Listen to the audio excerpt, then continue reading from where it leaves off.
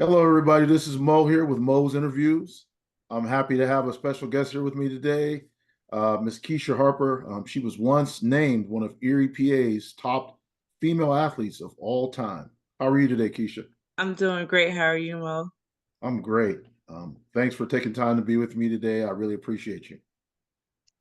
Hey, you too. So let's start off by talking about if you could tell everybody where you grew up, like the city, the state, and a little bit about the neighborhood where you grew up at. Okay. Well, I was born in Rolling Fork, Mississippi. Didn't spend too much time there before our parents moved us up to Erie, Pennsylvania. Lived on the Lower East Side on Chautauqua Boulevard. We went to Mount Calvary Catholic school for kindergarten to the eighth grade. So we stayed down there most of our lives, our youth. Oh, okay. So what was it like in the neighborhood? What did kids do in the neighborhood down there? I was like probably one of the only girls that hung around with a lot of boys, playing catch and chasing people and running through the woods. That's most of the things that we did around there Okay. back in the day. That's pretty much just running around chasing and trying to Right. keep up with everybody. Yeah. Right. So tell me about your family a little bit. Did you grow up like with both parents, single parent home, any siblings? Yeah, I grew up with my parents, Jackie and Patricia Harper. My brother Kevin Harper pretty much stayed in the public. Both of them well-known teachers in Erie. My dad taught at Strong Vincent, of course, and my mom taught at Burton Elementary. I know she moved around a couple of schools, but Burton was where she last taught. So everybody pretty much knew them from those aspects, and we just kept on living out the family name there, staying education wise. Anything you learned from your parents that you still like still sticks with you today? Of course, keep God first, and integrity, being respectful to other people, just keeping the community, doing what we can for our communities, and just being good humans. Now, how does it feel to have two parents that are like basically legendary in themselves in the town? Um, uh, Kind of hard to live up to, basically, for my opinion, just because I felt like they did such great things. They did great things for us, and everywhere we went, people kind of knew who we were, and um, expecting nothing less because we knew if you mess up, they're gonna find out. So we just made sure that you know we just really myself and my brother basically just we were being ourselves most of the time, and once I left at 17 to go to school, I never came back. I Hmm. stayed gone to just try to become my own person basically, and just find my own way, and did pretty good at that. Right. So let's talk about sports before you went to high school. Did you play any organized sports before high school? If so, Um, oh yes, I did track and field. I started when I was 8, um, running around the neighborhood. My dad always told me that I would run circles inside the house, and he got tired of me running inside the house. So then I would run around the house outside. And then when I start running around the house, down the street, a young man by the name of Tony noticed that I was always outside, and so he had a track team. So we would just race up and down the streets, and they would time us, and then we got hooked up with the local track team, and that's how the actual career started. The career started in track and field was from running up and down the streets. all right. So did you run for the JFK Center? Is that who you ran for as a youth? Yes, I was a JFK streaker. What was that like? What was that like? There's a lot of stories, a lot of legendary program. What was that like running for JFK? At the start I didn't know what I was doing. Just told me to run straight down the lane, and then I started actually long jumping, running aspect, and once I started to flourish in that, it just became second nature.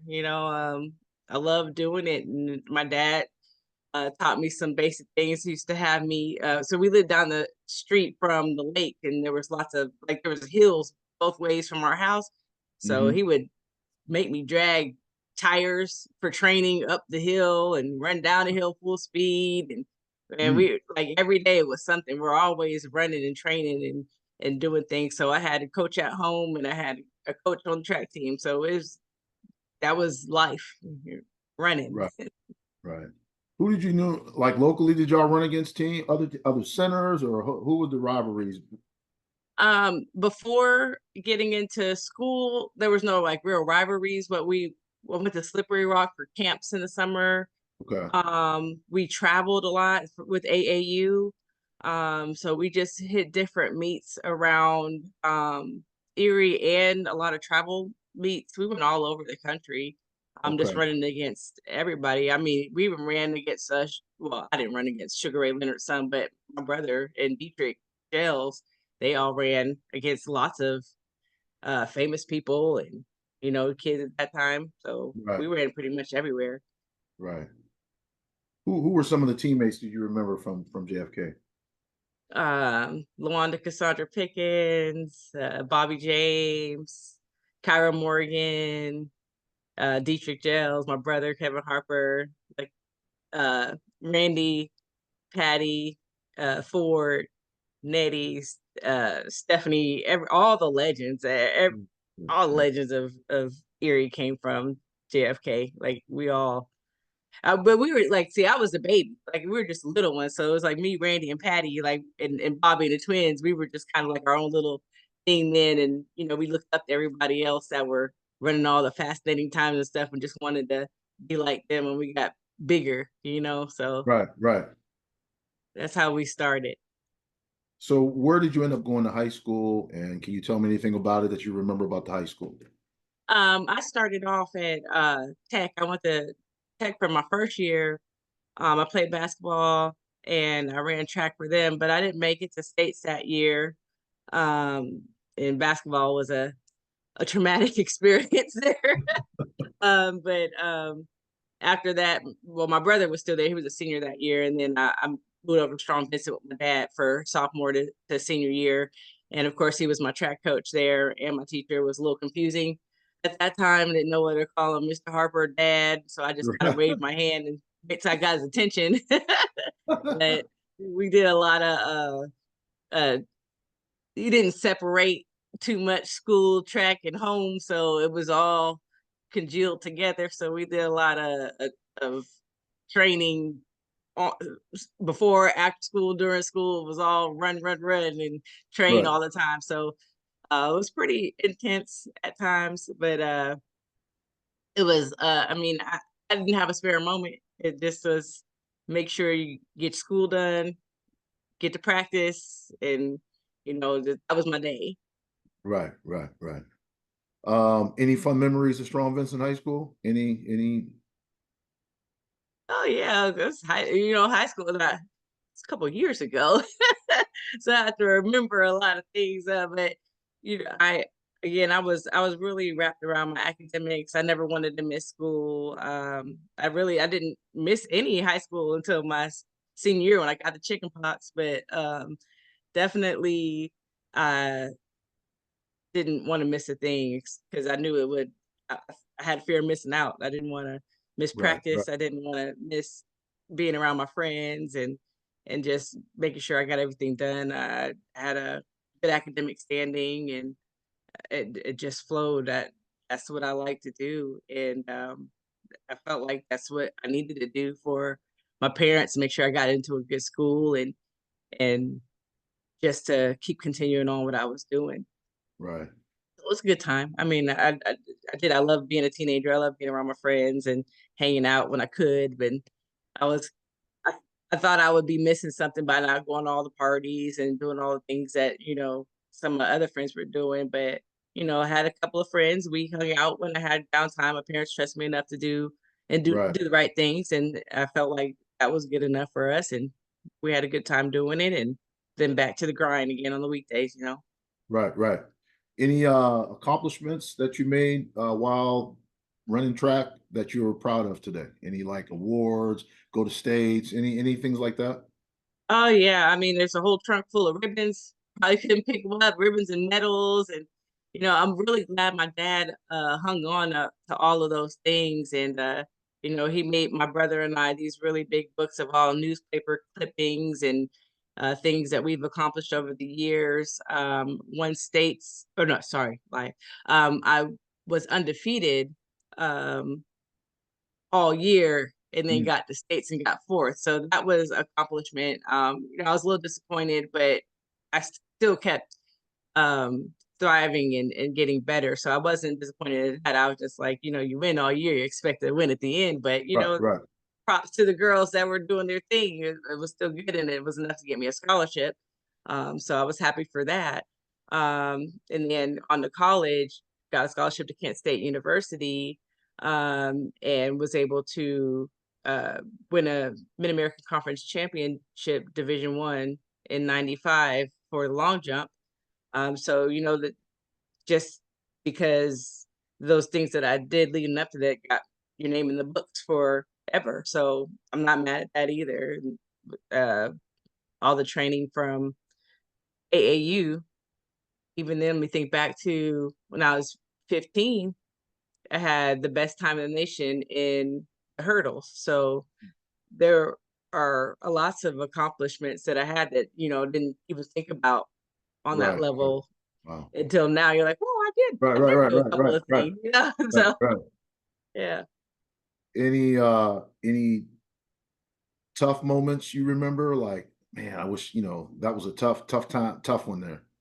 I could say that came in college. It was my senior year. Um, and I had just started triple jumping and we switched coaches. We had a new coach, Okay. a new head coach, and he pulled me out of a long jump, which was an event that I just told you that I won. And he wanted another girl to go in because she decided not to compete the next year. Now, this was my last year, but she had another year and decided not to compete. So we lost at home my senior year, the conference championship by 1 point because he pulled me out Wow. of an event that I won and it Right. would have placed in. He put me in the triple jump. I never been in the triple jump before, and I placed in the triple jump, placed third in the triple jump, placed in the hurdles, and he pulled me out of the event. So a girl from Ball State pulled me aside. We competed together for 4 years. And she goes, "Did your coach want you to lose?"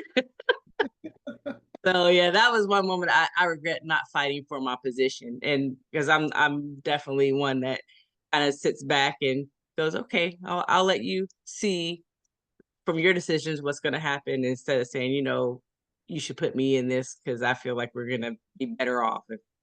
So we lost a ring because of that. So Mm, mm. So what events did you run in track, like high school, college? What do you pick them or the coach picks them? How does that work?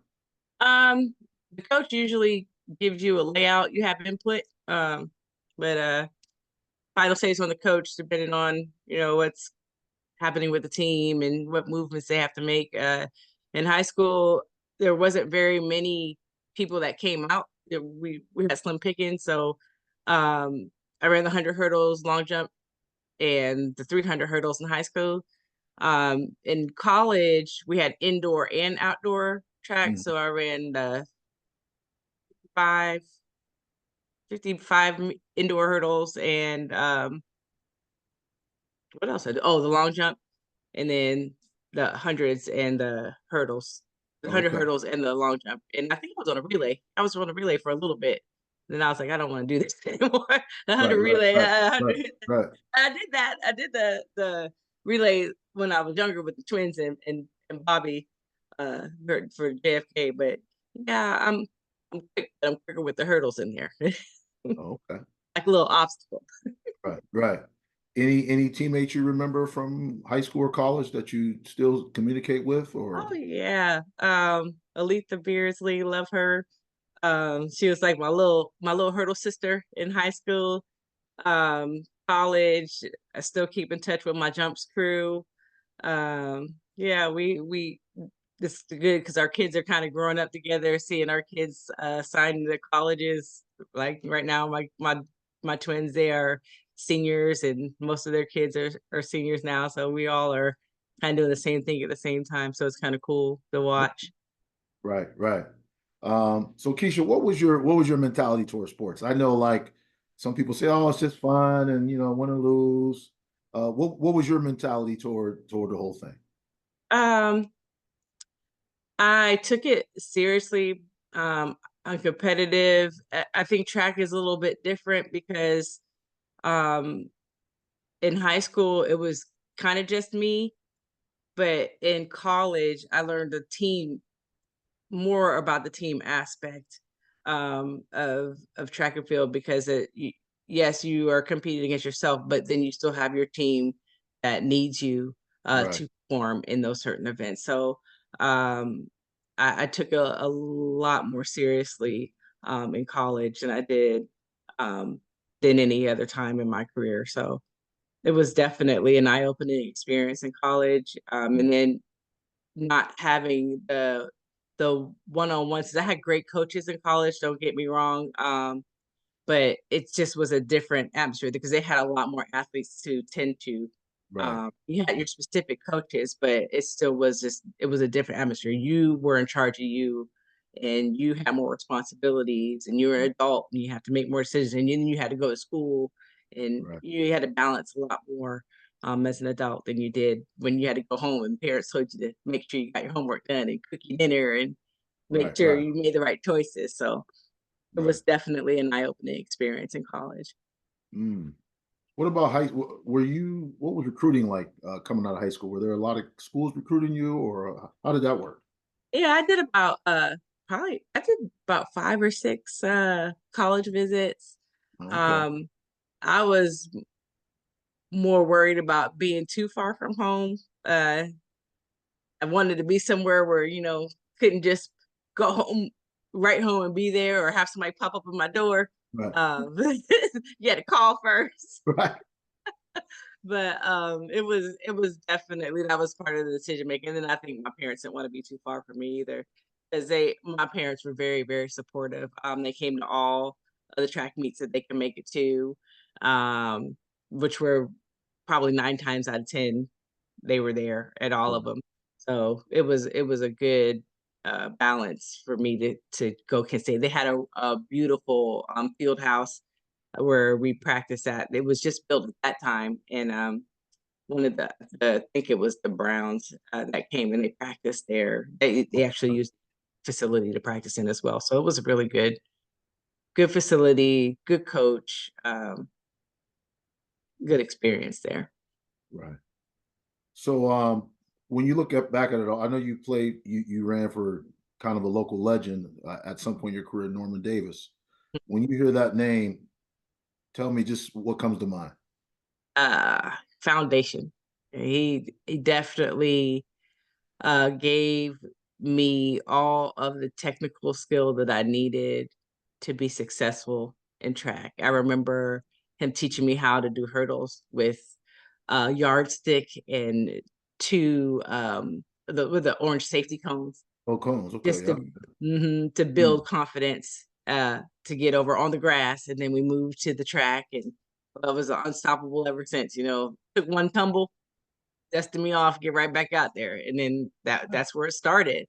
right. That and he always believed in me. Always took time and made sure that we got it right. And so I appreciate Norman for that, and just made us love the sport. You know, Mhm. so I that's what I remember. That Winnebago, going on trips in the Winnebago. Those are the things I remember about Right. Norman. Any other coaches that along the way that really, I mean, I know your dad, of course. Yeah. Anybody else at the high school or college level? Yeah, well, my dad, of course, he definitely dragging that tire and just making sure that I stayed on point. He showed me the most love. And then Milt Oddie, who won the high jump in the Olympics for Canada. He was my college coach, college jumps coach. And I'm just to give you an example of how much love that we have is that his second born I'm a godmother to his second born. Okay. So yeah, like that's I've just been blessed to have so many positive people to nurture and grow me in the sport. It's I look at it as you have to really know that people pour into you. Right. They have to get you to be successful in track and field, like, and they did. So Right. Right. Right. and So it's really um it's real it really has a place in my heart because I've always dreamt about being in this position, like being a coach and helping others doing it. I feel like this is a real helping uh position to be in, being a coach. right. Right. Right. So I know now you're coaching yourself, correct? Yes, I am. Can you talk about how you got into it and what level are you coaching at now and that type of thing? So like I've always wanted to be a coach. It's always been a dream of mine. And I couldn't really get into it being in the military because I Mhm. was always moving around and just busy all the time. So when I retired, um, I was always kind of poking at my daughter's high school because she took after her mom. Well, Right. my oldest daughter of 2 minutes took after her mom in hurdles and high jump, not the long jump, but they needed a jumps coach, a hurdles coach. So Right. I was coaching high school last year, and man, I love those kids, and they really showed improvement. They have a very short window to practice, so I didn't get to spend that much time with them. But man, they did so good. And then this year I'll be head coaching over at the middle school, so I'm going to take on a whole different battle this year, but still help out with the high school level as well. And that just it I still pick everybody's brain on things that I need to do. Even the high school head coach over there has been a tremendous help to me. He's like my big brother in that sense of helping me how to figure out how to pour into this generation of Right. kids because it's a lot different than Yeah. we were. Oh yeah. Anything you try to what are some things that you try to athletes that are coached by Keisha, you're trying to what message are you trying to convey to them? It's okay to be you. It's okay to have fun. But when we're getting ready to gear up for something, just give me 100%. Like, Mhm. give me everything that you got, and I promise you that you're going to see improvements. Um, and don't beat yourself up if you don't have a perfect day every Right. because not everybody does everything great every single time. I think that's something that these kids really have to learn. Like it's not an instant pop-up world that everything you do, you pour water on it, it just grows up into this big beautiful tree every time. It takes a long time for a tree to grow. Right. Michael Jordan didn't get great overnight. Like, and then once you get great, you still have to practice because Right. somebody is coming after you to get better than you are. Right. So hone in on your craft, continue to do better with your craft, and I promise you, you will continue to be better. Like, God gave everybody a gift, and if that's not your gift, don't be mad. There's still something else that he gave you, whether it be to cheer somebody on or be the person that handles the lighting or it's the person that is running that race. Like, there is something that you are spectacular at. So, hone in on that and do that. So, Right. that's what I try to tell them, and then keep them grades up. Right. First and foremost, right, right. Right, we don't play. If you don't get that education right, you're not coming out No, no, here. no, exactly. So, right now in your hometown, there's a young woman or a young man who's coming up, wanting to be where you were running college, or maybe even further than that. What advice would you give them? You kind of already did it, but Yeah. what advice would you give them? So, listen to the people that are trying to pour into you because they are pouring into you for a reason, because they see something in you and they don't want to see you go down a path that is not meant for you. Mm. I know a lot of times kids get tired of like everybody trying to boss them or, think that, oh, they know everything. Well, take something from everybody that's trying to give it to you because we are really trying to help you. There's so many people that are trying to build up a stronger version of you because I really just think that some of our younger folks are not as strong as or don't Mm. have to deal with some of the things that we dealt with because we try to shelter our children and like, oh my gosh, I don't want these things to happen to you that happen to me. No, they need to get a little bit of dirt in that cut. Let them get tough. We gotta toughen up some of our future kids and that way if they listen to some of the things that people are trying to tell them, it would be better off for you. You gotta listen to everything because things that made me successful might not work for you. But Right. some of the things that I tell you, you might be able to take is from here and from that person over there and then build that to make it your own. So make your own successful path, but let the people that are trying to help you Mm. take from them too, to Right. build that path. So. Right. Right. Great. Great advice. So Keisha, I know you had a long career in the military too. Can you just, in a couple of minutes, talk about the military a little bit and how that what effect it has had on your life? Oh, plenty. I did 23 and a half years in the Air Force. I started out as a public health technician in the medical field. Um, and I never saw that life for me. And of course, I wanted to be an educator like the rest of my family. And when after 8 years of being in, I started in the education field in the military, stayed in the education field for 13 years. Came back to the medical field. That's when COVID started. Mm. So I was like, I don't remember all of this stuff, especially during COVID. So I just started to hone in on the things that I knew how to do, which was take care of people. And as I was taking care of people, uh, leadership noticed something in me, and I became a first sergeant. And what a first sergeant's job is putting people first. So I took care of my people, took care of my leadership, and after that stint, I retired. And I mean, went through a couple of deployments. I've been to Africa. Um, I just learned so much from different people and dealt with so many different um too many things to to Right. spell Right. back Right. out. But yeah, Hmm. I've lots of experiences and I wouldn't change anything that I've experienced. It just made me none the wiser